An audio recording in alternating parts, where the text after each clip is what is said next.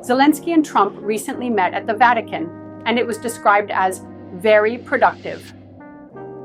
This unexpected meeting between the Ukrainian president and the former US president has sparked a lot of interest.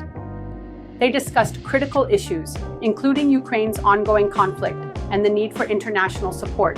Zelensky emphasized the importance of unity in the face of aggression, while Trump highlighted America's role in global diplomacy. Both leaders seem to agree that collaboration is essential for stability in Europe. It's fascinating to see how these two figures, often seen as polar opposites, can find common ground in such a significant setting. The outcome of their talks could have implications for international relations and the future of Ukraine. Ukrainian President Volodymyr Zelensky and US President Donald Trump met at the Vatican ahead of Pope Francis's funeral, their first face-to-face encounter since February's acrimonious Oval Office showdown. The White House described the 15-minute meeting in St. Peter's Basilica as very productive, and Zelensky later called it very symbolic, with the potential to become historic.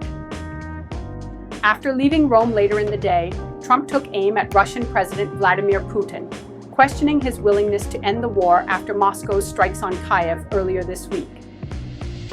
Posting on his social media account, Trump said there was no reason for Putin to be shooting missiles into civilian areas, adding, "It makes me think that maybe Putin doesn't want to stop the war. He's just tapping me along and has to be dealt with differently, through banking or secondary sanctions."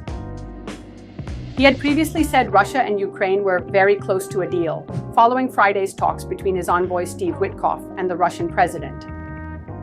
The Kremlin, meanwhile, said on Saturday that Putin had confirmed to Witkoff Russia's readiness to enter into direct talks with Ukraine without preconditions. Trump and Zelensky's sit-down in Rome was the first time the leaders had come face-to-face since their White House meeting at the end of February, when Trump told Zelensky, "You don't have the cards," and he was not winning against Russia.